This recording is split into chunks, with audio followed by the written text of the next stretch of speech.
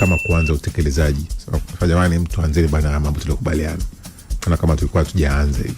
Yes, na unaweza kusema kwamba inashangaza au inachekesha kwa sababu makubaliano kati ya DRC pamoja na Rwanda ni makubaliano ambayo yamekuwa ya kwenda na kurudi. Ukitazama ni makubaliano ambayo ukitazama yamekuwa ukiyatazama kama wanataka kufikia hitimisho, lakini bado mzozo unakuwa haujatatuliwa. Na jumuiya za kimataifa, jumuiya za kikanda, viongozi wenyewe wa nchi wamekuwa ni sehemu ya msingi ya kujikubaliana. Ni kweli kabisa kwamba makubaliano ya diplomasia ni mchakato. Inaenda na phase mbalimbali.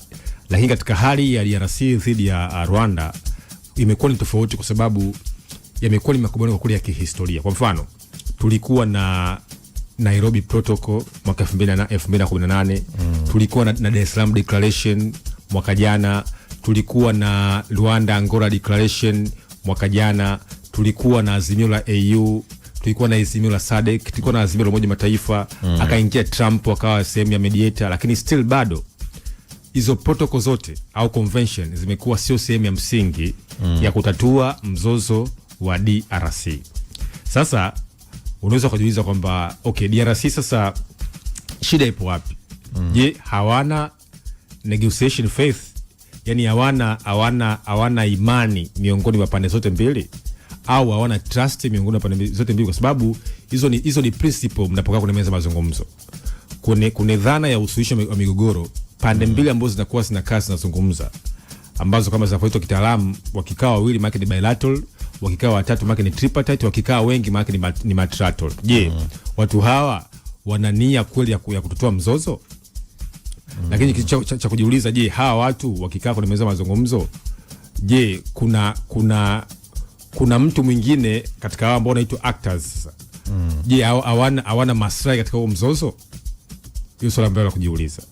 Mimi nikitazama, ndugu yangu Mtei, mzozo wa DRC kizazi hichi kitaondoka na kinachokuja kitaurithi. Kitabakia. Kwa sababu mzozo wa tatizo bado umekuwa hauzungumzi. Kwa mfano, unasema tuweke ceasefire. Lakini unafahamu Willy Ngoma, msemaji wa M23, aliuliwa miezi miwili iliyopita.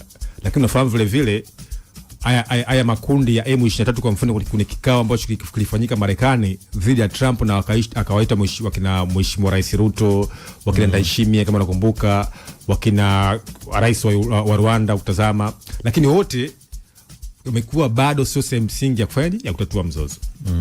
Kwa sasa hivi kile kuonyesha kwamba huu mzozo watu hawana negotiation faith, hawana imani, hawana trust, ambazo hizo ndo pira za utatuzi wa nini wa migogoro. Kama mwezi kuaminiana, hamwezi kufikia hitimisho. Kama mtu ambaye anawasuluhisha naye ana maslahi, hamwezi kufikia hitimisho. Yaani hapa ni science, ni principle. Kwa hiyo kwa kweli mimi nikitazama sioni ukiisha. Haya bwana, sisi tusubiri tuone kama walichokubaliana kwenye hii taarifa yao ya jana ya pamoja kitatekelezwa, kwa sababu ni vitu vingi vipo kwenye ule makubaliano ya waliokubaliwa au waliokubaliana wakiwa na Marekani. Sasa utekelezaji ndio umekuwa mgumu.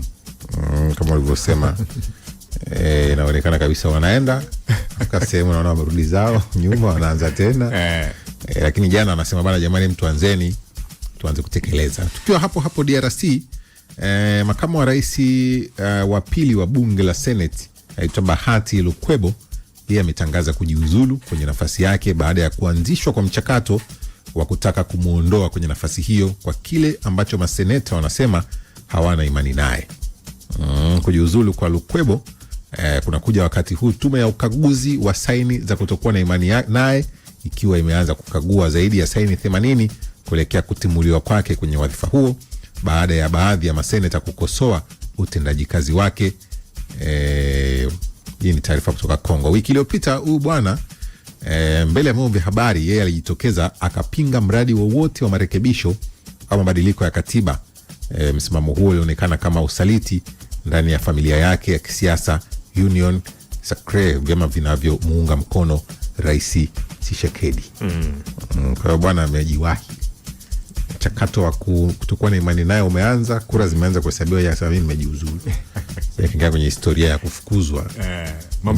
Mimi najiuzulu, kwa hiyo hapa mimi sijafukuzwa. Mimi nimejiuzulu peke yangu. Tukiangazia hii ya mwisho kutoka huko Afrika, watu 17 wameuawa na 12 wamejeruhiwa katika shambulio la ndege zisizo na rubani kutoka kule Sudani. Ni shambulio ambalo limefanyika kule Chadi. Shambulio hilo lilitekelezwa jioni ya Jumatano Machi 18 huko Tin, mji ulioko mashariki mwa Chadi kwenye mpaka wa Sudani. Linahusishwa na ndege isiyo na rubani na vikosi vya msaada wa haraka ambao wanapigana na jeshi la Sudani tangu mwezi Aprili 2023 kufuatia mkutano wa baraza la ulinzi na usalama uliofanyika usiku. Rais wa Chadi Mahamat Idris Deby aliagiza jeshi la Chadi kulipiza kisasi dhidi ya shambulio lolote lililotokea la Sudani. Kwa Chadi na Sudani na wenyewe ni kama tu. Sasa hebu fikiria hapo. Yani Sudani hakuna taifa kimsingi.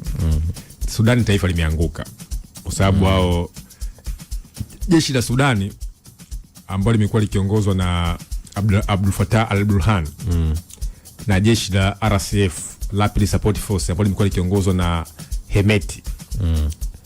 Kumbuka ni majenerali wawili ambao wamesababisha nchi kuweza kuanguka kabisa ndani ya Sudan. Hakuna utulivu, hakuna umoja, watu wamekuwa wakisambaratika. At the same time inaingia Chadi na wanataka kulipa kisasi. Sasa unajiuliza kwamba okay, ipi nafasi ya serikali kuweza kulinda mipaka ya nchi? Kwa sababu nafahamu na lazima tujue kwamba tunapozungumzia nchi maana yake ni watu, nchi ni mipaka, nchi ni serikali, lakini nchi ni uwezo wa ile serikali kuweza kulinda watu wake na mipaka yake. Sasa kama Chad wanalipiza kisasi dhidi ya nani?